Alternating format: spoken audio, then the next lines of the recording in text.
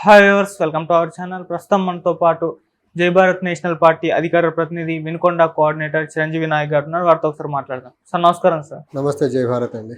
Sir, Chandrababu గారు దాదాపు 4,480 కోట్ల భూముల విషయంలో స్కాములు జరిగినట్టు నిన్న సిఐడి వాళ్ళు ఛార్జ్షీట్ దాఖలు చేయడం చూస్తున్నాము. మరి దీన్ని ఏ విధంగా చూడొచ్చు అంటారు? అంటే వరుస పెట్టి చంద్రబాబు గారి పైన కేసులు నమోదవుతూ వస్తున్నాయి. గత లాస్ట్ ఇయర్ నుండి కూడా చూస్తున్నాం, ఎన్నో కేసులు నమోదయ్యాయి. మళ్ళీ ఇది ఒకటి యాడ్ అయింది. మరి దీన్ని మీరేం చెప్తారు సార్ దీని గురించి? అంటే ఏదైతే 4,400 కోట్ల అసైన్డ్ భూముల కేసు అయితే ఏదైతే ఛార్జ్షీట్ వేశారో, యాక్చువల్గా చంద్రబాబు నాయుడు గారు 2014 నుంచి 19 మధ్యలో ముఖ్యమంత్రిగా ఉండి రాజధాని కోసం ల్యాండ్ పూల్ చేసినప్పుడు పట్టాదారు రైతులకు ఒక రకమైన బెనిఫిట్స్ చూపించేలా, తర్వాత అసైన్డ్ భూములు ఉన్న వాళ్ళకి ఇంకో రకంగా బెనిఫిట్స్ వచ్చేలా కొంచెం అవకతవకలు జరిగినాయి అనేసి అప్పుడే ఈ అసైన్డ్ భూములు ఉన్న రైతులు ఎవరైతే ఉన్నారో వాళ్ళు అప్పుడే ధర్నాలు చేయడాలు, భూమి గవర్నమెంట్ ఇవ్వకుండా సహకరించకుండా కొంచెం రెసిస్ట్ చేసిన మాట వాస్తవం. అందులో మేబీ వాళ్ళ దగ్గర నుంచి కొంచెం ఫోర్స్డ్గా భూమి తీసుకునే ప్రయత్నంలో కొన్ని అవకతవకలు జరిగి ఖచ్చితంగా స్కామ్ అయితే జరిగి ఉండేదానికి అవకాశం ఉందని నమ్ముతున్నాం.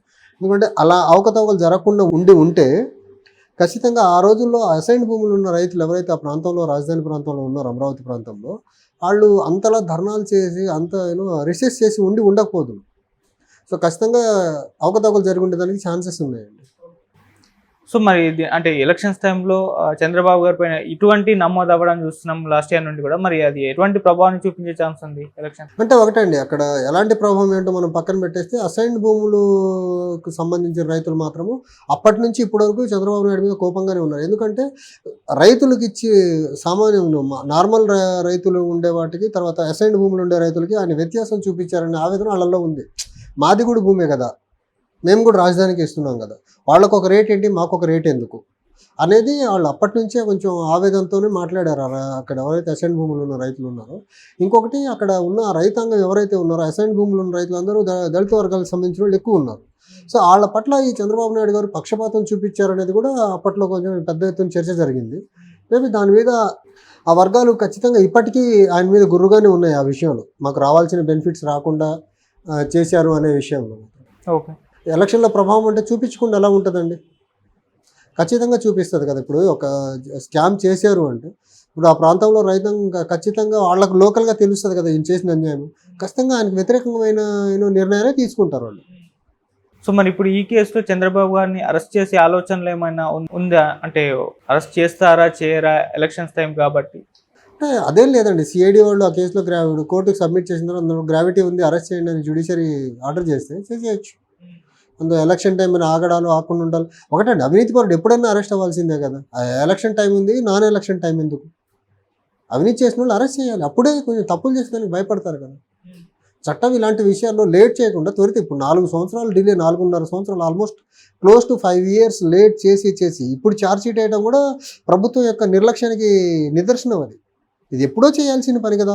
అవకతవకలు జరిగి ఉన్నాయి అంటే అప్పటికప్పుడే మీరు గవర్నమెంట్ వచ్చిన 1 నెల, 2 నెలలు, 3 నెలల్లోనే యాక్షన్ ఉండాలి ఇలాంటి విషయాల మీద. చిన్న విషయం కాదు కదా ఇది.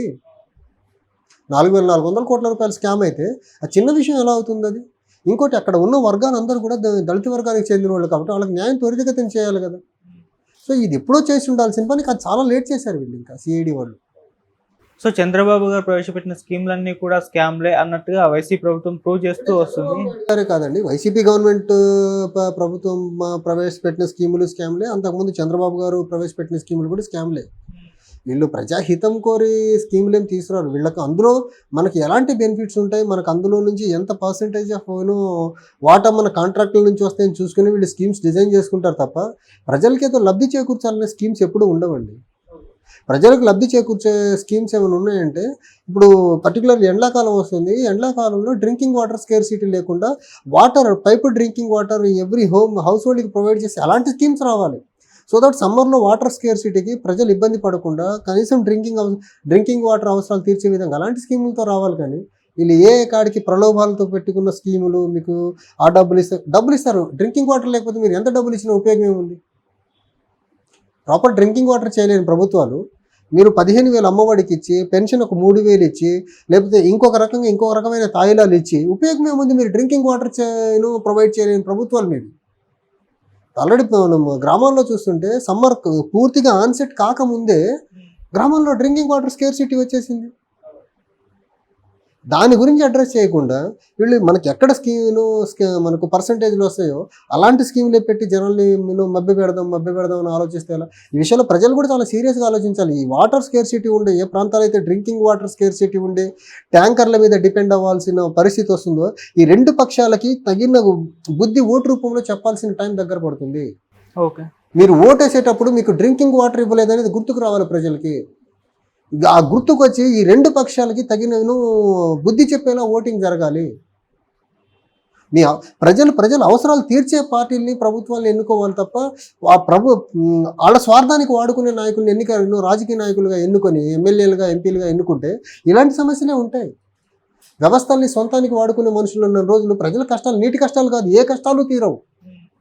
అదేంటోనండి అర్థం కాదు. ఆంధ్రప్రదేశ్ రాజకీయాలన్నీ <1% ఓటు ఉన్న బీజేపీ చుట్టూ తిరగడం అనేది చాలా శోచనీయం. అసలు ఏదైనా అరెస్ట్ కావాలన్నా బీజేపీ ముందుందా వెనకుందా, బీజేపీ సపోర్ట్ చేస్తే ఏంటిది ఇది? అసలు ఆంధ్రప్రదేశ్ని పరిపాలిస్తుంది ఇక్కడున్న ప్రాంతీయ పార్టీలా, సెంటర్లో ఉన్న బీజేపీనా? చట్టసభల్లో ప్రాతినిధ్యం లేని బీజేపీనా, చట్టసభల్లో ప్రాతినిధ్యం ఉన్న వైసీపీనా? ఏంటి మాటకు ముందు బీజేపీ, మాటకు వెనక? అసలు ఆంధ్రప్రదేశ్ రాజకీయాలకి బీజేపీకి ఉన్న రెలవెన్స్ ఏంటండి? చట్టసభల్లో కనీస ప్రాతినిధ్యం లేని పార్టీ, కనీసం రెలవెన్స్ లేని పార్టీని తీసుకొచ్చి బీజేపీ ఒకటే ఉదరగొడుతున్నాడు మీడియాలో. అలా రెలవెన్స్ ఏంటి ఆంధ్రప్రదేశ్ పార్టీ? కనీసం రాష్ట్రం మొత్తంలో 175 అసెంబ్లీ నియోజకవర్గాల్లో ఒక వార్డు మెంబర్ లేని పార్టీ అది. అలాంటి పార్టీ గురించి రాజకీయాలు చర్చలు ఎక్కువ ఆ పార్టీకి ప్రాధాన్యం ఇవ్వడం అనేది చాలా శోచనీయమైన అంశం అండి. కొన్ని అలా కాకుండా ఆంధ్రప్రదేశ్కి ఏమన్నా మంచి చేస్తుందా సెంటర్లో ఉన్న బీజేపీ అంటే అది చేయట్లా. అలాంటి పార్టీ చుట్టూ ఆంధ్రప్రదేశ్ రాజకీయాలు తిరగడం ఏంటి అసలు? చాలా శోచనీయం ఇది. ఒక పక్క ప్రాతినిధ్యం లేదు, రెండో పక్క సెంటర్లో పవర్లో ఉండి ఆంధ్రప్రదేశ్ యొక్క అవసరాలు తీర్చరు. అలాంటి పార్టీ చుట్టూ రాజకీయాలు తిప్పడం ఏంటి ఆంధ్రప్రదేశ్లో? చాలా శోచనీయం ఇది. సో మనం ఇప్పుడు చంద్రబాబు గారి పట్ల ప్రజల్లో ఎటువంటి ఒపీనియన్ కలుగుతుందంటే ఇన్ని స్కామ్లు చేశారని చెప్పేసి ఆరోపిస్తున్నారు కదా. చంద్రబాబు నాయుడు గారిని కాదు కానీ చంద్రబాబు నాయుడు గారి మీద కానీ జగన్ గారి మీద ఒకటే అభిప్రాయం ఉంది. ఇద్దరు ఒకటే తాను చెందిన ముక్కలు. ఈయనకు ఒక 5 సంవత్సరాలు చూస్తారు, ఈయన ఇంకో 5 సంవత్సరాలు ఇస్తారు. ఆ కాలం చెల్లింది వీళ్ళకి. ఇంకా ఇప్పుడు కొత్తగా ఏపీ యునైటెడ్ ఫ్రంట్ అని ఒక ఫ్రంట్ ఏర్పడింది జై భారత్ నేషనల్ పార్టీ ఆధ్వర్యంలో, శ్రీ జేడి లక్ష్మీనారాయణ గారి ఆధ్వర్యాన. ఖచ్చితంగా ప్రజలు కొత్త ఆల్టర్నేట్ కోసం చూస్తున్నారు. ఆ ఆల్టర్నేట్ ఏపీ యునైటెడ్ ఫ్రంట్ అవ్వబోతుంది. సో ఇంకా చంద్రబాబు గురించి కానీ జగన్మోహన్ రెడ్డి గారి గురించి ఆంధ్రప్రదేశ్ రాజకీయాల్లో ప్రజలు ఆలోచించే పరిస్థితులు అయితే లేరు. Thank you so much. Thank you అండి. సార్, చంద్రబాబు గారు దాదాపు 4,480 కోట్ల భూముల విషయంలో స్కాములు జరిగినట్టు నిన్న సిఐడి వాళ్ళు ఛార్జ్షీట్ దాఖలు చేయడం చూస్తున్నాము. మరి దీన్ని ఏ విధంగా చూడొచ్చు అంటారు? అంటే వరుస పెట్టి చంద్రబాబు గారి పైన కేసులు నమోదవుతూ వస్తున్నాయి. గత లాస్ట్ ఇయర్ నుండి కూడా చూస్తున్నాం, ఎన్నో కేసులు నమోదయ్యాయి.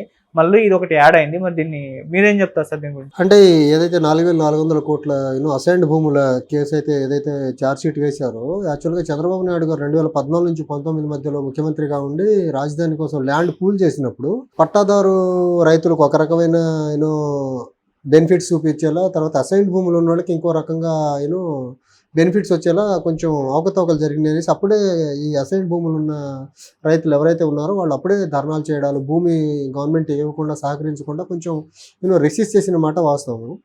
అందులో మేబీ వాళ్ళ దగ్గర నుంచి కొంచెం ఫోర్స్డ్గా భూమి తీసుకునే ప్రయత్నంలో కొన్ని అవకతవకలు జరిగి ఖచ్చితంగా స్కామ్ అయితే జరిగి ఉండేదానికి అవకాశం ఉందని నమ్ముతున్నాం.